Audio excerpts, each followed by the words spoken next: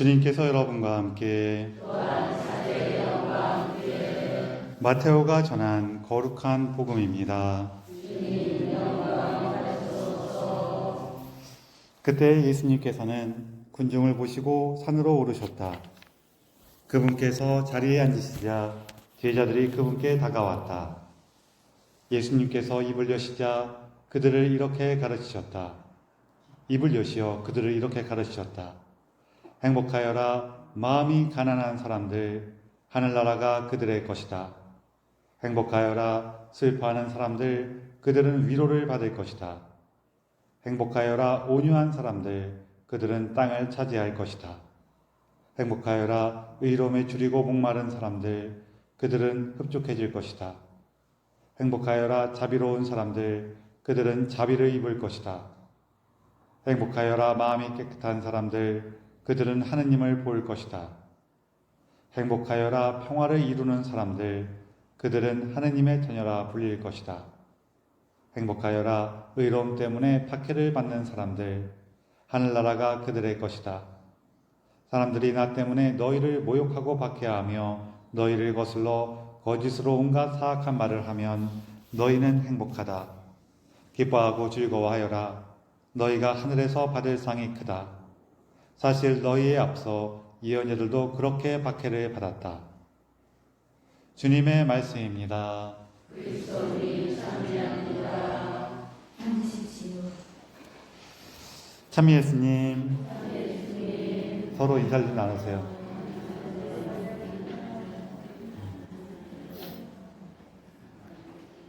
요즘에 이제 여름이 돼갖고 제가 옛날에 친구들하고 있었던 일 중에 생각난 게 있었어요. 우리 모기가 이렇게 칙 뿌리는 거 있죠. 이렇게 밤에 자기 전에 혹시 방에 모기 들어왔나 싶어갖고 방에다 모기 한번 쫙 뿌리고 잘 수도 있잖아요. 뿌리는데 사실 모기가 사람에 뿌리면 이제 기분 나빠요. 근데 이제 그렇게 막 사람에다 뿌리는 게 아닌데 이렇게 방에다 전반적으로 쫙 한번 뿌리는데 거기 모기약이 이렇게 있다 보면은 떨어진 느낌이 날 때가 있어요. 근데 보통 좀 우리 그냥 이러고 마는데 그게 유쾌한 느낌은 아니잖아요. 에이 이러고 마는데 그때 왜 그러냐고 막 이렇게 난리치는 친구 있거든요. 없었어요? 우리 친구들 중에 한 명이 그렇게 모기약이 조금만 다니까 막 난리를 치는 거예요. 그래서 뿌리던 애가 뭐라 했냐면은 뿌리던 애가 걔가 막 왜 이렇게 무기 약 뿌리고 막 그러냐고 막 그러니까 뿌리던 애가 야 너 모기냐? 그렇잖아요. 모기니까 약하면 이럴 거 아니에요, 그렇죠? 그 생각이 났어요. 오늘 이제 행복하여라 하면서 예수님께서 행복을 선언하신 장면이죠. 우리 산상설교 때 요 장면을 우리가 기억하는데 이제 여기 행복하여라 하면서 마음이 가난한 사람들, 영으로 가난한 사람들, 마태복음은 이렇게 나오고 다른 복음에서는 그냥 가난한 사람들 이렇게 나올 때도 있어요. 이게 왜 그러냐면은 이제 사실 이렇게 내용이 여러 가지가 있지만 사실은 이 첫 번째 말이 가장 핵심이고 이제 우선적으로 우리가 기억할 수 있는 것이요. 이게 당시 사람들, 특별히 가난하고 어디 의지할 곳 없고 하느님만 바라보고 기다리던 사람들에게 큰 기쁨의 소식이었던가 동시에 우리한테도 마찬가지로 이걸 기억하는 게 중요해요. 우리는 아마 그 당시 사람들처럼 이렇게 나라를 빼앗겨갖고 다른 나라 사람들에게 지배당한 상황도 아니고 그때처럼 가난하고 절박한 상황도 아니고 그렇기 때문에 이거를 똑같이 받아들이기 어려운 부분도 있는데 그래서 그 의미는 조금 기억해 볼 필요가 있어요. 특히 우리 생활에서는 어떤 식으로 이게 이루어지냐면은 제가 가끔 얘기할 때가 있어요. 가끔 이게 얘기하다가 약간 좀 의미를 강조하기 위해서 과장해서 이제 표현하는 건데 이런 얘기를 해요. 뭐 저뿐만 아니라 많은 사람들이 이런 얘기를 하는 경우가 있어요. 비슷한 종류의 얘기를. 뭐냐면은 재능이 많은 사람들은 불행하다고. 왜 불행할까요? 자기의 재능을 펼치지 못해서. 뭐 그럴 수도 있죠. 또 이것도 하고 저것도 해야 되다 보니까 못해서 뭐 그럴 수도 있고 그럴 수 있는데 제가 말하는 부분은 그 부분이 아니에요. 여러분 재능 많은 사람이 불행할 것 같아요? 행복할 것 같아요? 불행할 것 같아요? 행복할 것 같아요? 그렇죠? 아니 신부님 좀 전에 불행하다고 얘기해놓고 왜 또 물어봐요? 그럴 수 있는데 그냥 이게 우리가 생각하면은 재능이 많으면 좋을 거 아니에요? 그렇죠? 좋고 행복할 것 같은데 라고 하는데 재능이 많은 사람들이 왜 불행해질 수가 있냐면은 뭐 다 불행하다는 건 아니에요. 불행해질 수 있냐면은 자기가 갖고 있는 재능에 보답을 받고 싶어요. 이 재능이 많으면은 아무래도 하는 게 많아지거든요. 우리 그러잖아요. 성당에서 봉사 열심히 하면은 내가 봉사 열심히 했으니까 이제 봉사가 줄어들어하면은 자꾸 이것저것 더 시켜요. 더 시키게 돼. 어쩔 수가 없어. 우리가 뭘 잘하면은 그 잘하는 게 좀 늘어나요. 그래서 늘어날 수밖에 없어요. 그러기가 우리 일상에서는 쉬운데 이제 그러다 보면은 이것도 잘하고 저것도 잘하고 하다 보면은 여기에도 불려가고 저기에도 불려가고 그러면서 내가 뭔가 하는 게 많아져. 하는 게 많아지다 보면은 어떤 마음이 들기 시작하냐면은 나는 이렇게 많이 하고 이렇게 열심히 하니까 내가 더 많이 존경을 받고 대우를 받아야지 라는 마음이 자기도 모르게 생겨요. 근데 여러분 다 살아보셔서 아시겠지만 우리 삶이라는 거는 내가 애써본 것만큼 보답을 받는 것 같아요? 못 받는 것 같아요? 못 받는 것처럼 느껴져요. 못 받는 것처럼 느껴져. 그럼 못 받는 것처럼 느껴질 때마다 화나고 억울하고 속상하단 말이에요. 그게 재능이 많은 사람이면 많은 제가 재능이라고 표현하지만 재능하고 좀 다른 거긴 해요.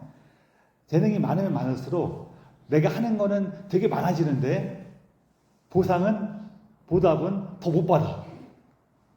늘 열받는 거예요. 늘 열받고 속상한 거예요. 이런 일이 우리 삶에서 종종 벌어져요, 사실은.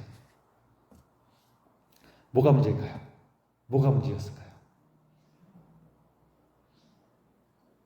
우리가 한번 생각해 봐야 될 게 있어요. 그게 뭐냐면은 우리 삶이 내가 애쓴 것, 노력한 거에 대해서 보답을 못 받고 있는 삶인지 아니면은 내가 그렇게 많은 재능을 가지고 있다는 사실 자체가 이미 보답을 받은 건지 이거를 헷갈리면은 삶이 불행할 수밖에 없어요. 제가 말씀드리면서도 지금 내가 좀 어려운 얘기를 하고 있나라는 불안감이 막 들기 시작했어요. 무슨 얘기인지 아시죠? 우리 지나다 보면은 이렇게 가족들하고 가까운 이런 일은 먼 사람하고는 그래서 별로 안 생기는데 가까운 사람하고는 많이 생겨요. 왜냐하면 우리가 가까우면 가까울수록 내가 좀 더 참고 기다려주고 배려하고 양보하고 하기 때문이에요. 참고 기다리고 배려하고 양보하고 하는 거는 이게 우리가 가까운 사람한테 많이 한단 말이에요.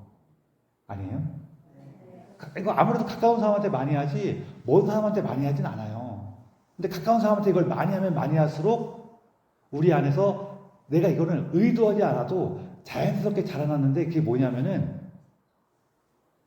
내가 이렇게 많이 애쓰고 노력하니까 쟤도 나한테 이렇게 해주지 않을까라는 그런 기대가 막 생겨요. 똑같은 모습으로는 아니라고 하더라도 하다못해 내가 예를 들어서 이 친구들 위해서 밥이라도 차려줬으니 얘가 나한테 이제 밥을 차려주겠지라고 생각은 안 하지만 내가 밥을 차려주니까 얘들이 나한테 고마워하겠지. 내가 나중에 뭔가 부탁할 때 조금 들어주겠지. 라는 이런 식의 기대가 생긴단 말이에요. 근데 다시 한번 말씀드리지만 우리의 기대는 충족이 돼요? 안 충족돼요? 그런 식으로 잘 안 돼요. 그러면 이제 속상한 거야, 그 다음부터. 근데 이럴 때 다시 한번 생각해 보면은 뭐냐면은 내가 그래도 음식도 잘하고 얘를 생각해서 밥을 차릴 수 있었던 것 자체가 하느님께서 나에게 주신 선물이었구나. 이거를 기억하게 될 때 기쁘단 말이에요. 제가 묵주 만들어 갖고 이제 선물로 드렸죠. 제가 그래서 왜 묵주 만들어 선물로 드렸다 그랬어요. 하느님께 감사하고 여러분들이 함께 해주셔서 너무 기뻐서 선물로 드린다고 말은 하지만 그렇게 선물로 드리면서도 제가 저도 모르게 마음속에 뭐가 생긴다 그랬어요?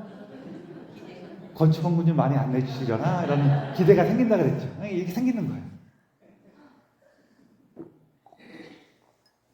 그런데 건축헌금이 막 들어올 것 같긴 해요. 많이 동원해 주실 것 같긴 한데, 근데 딱 갔는데 건축헌금이 별로 안 들어왔어. 예를 들어서 또 이 많이 하고 적게라는 이 말 자체가 되게 재밌는 말이에요. 왜냐하면은 얼마큼 있어야 많은 거예요. 아니면 얼마큼 있어야 적은 거예요. 그렇죠? 사람마다 달라요. 뭐에 따라 다르면 그 사람의 기준에 따라 다른 거예요. 한 100만 원쯤 오면 많이 오는 거지라고 생각했는데 200만 원 왔어. 들어왔어. 그러면은 하면서 왜 이렇게 많이 들어왔어? 이런단 말이에요. 근데 한 500만 원쯤 들어오겠지라고 생각했는데 300만 원 들어왔어. 그 아까 200만 원보다 더 많이 들어온 거잖아요. 그래도 뭐라 그래요? 에게 그래요. 예, 많다 적다라는 것도 참 재밌는 거예요.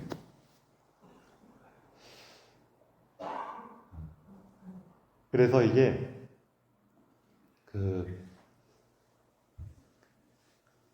우리 마음속에 있는 이런 것들이 영향을 주기 때문에 내가 이럴 때 그런 어떤 상황이 벌어졌을 때 기뻐하느냐 실망하느냐는 뭐에 져되냐면은 내가 지금 가진 것이 내가 내놓은 거냐 아니면 내가 받은 거냐 이걸 기억하는 거예요.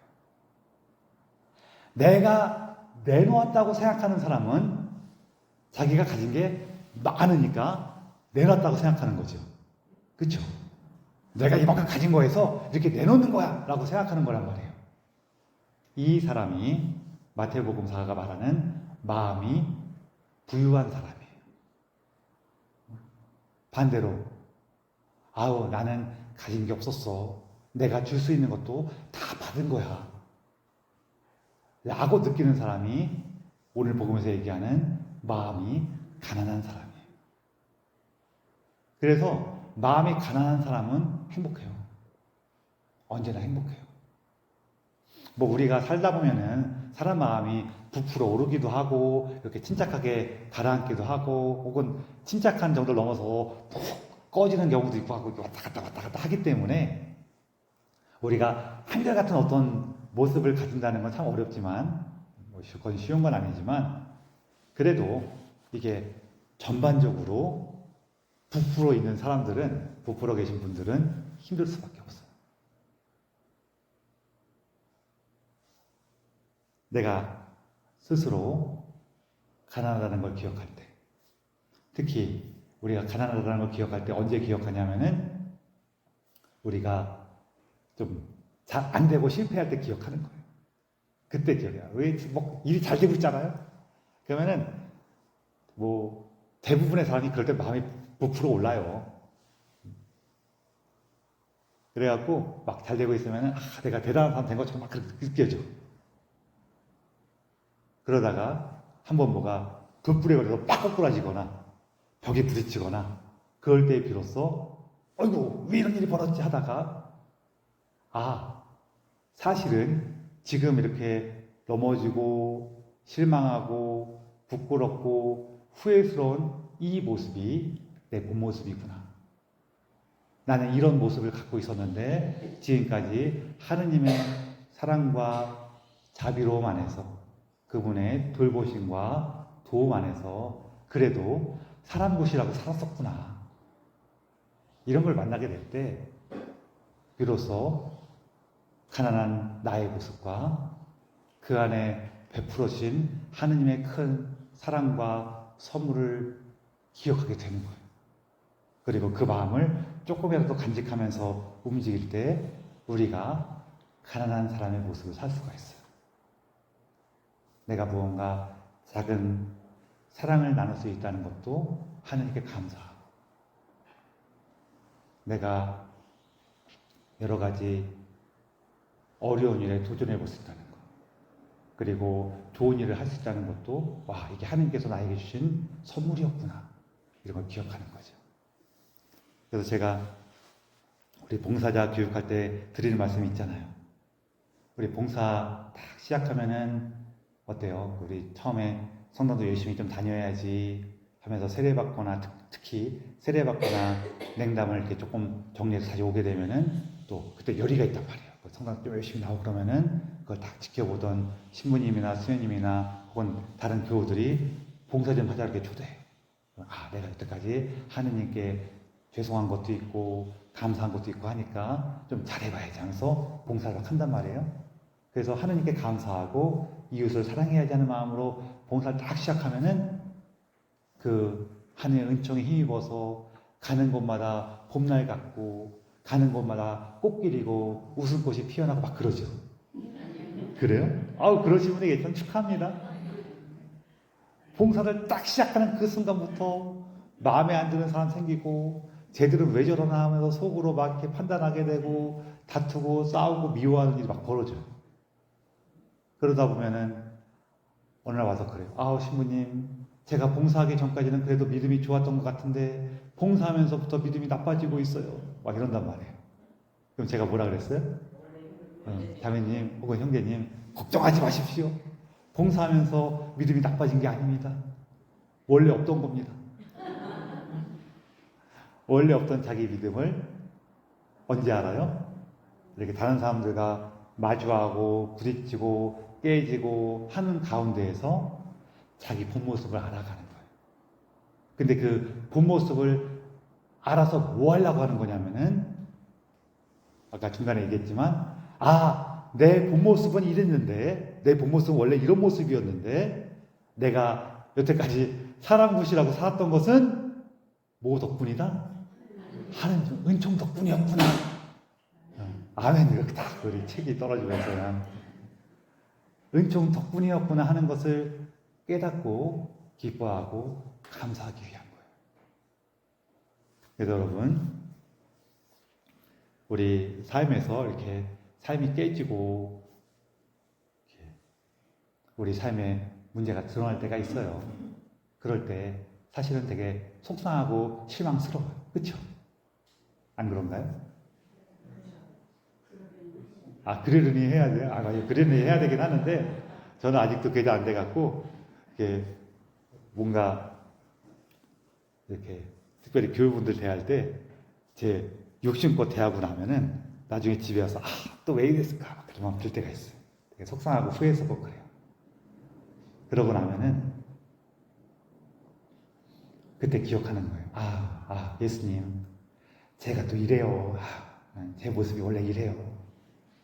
그래서 제가 어떻게든지 함께 있는 분들과 사랑을 나누고 기쁨을 나눌 수 있도록 채워주신 것은 당신의 은총 덕분이었습니다.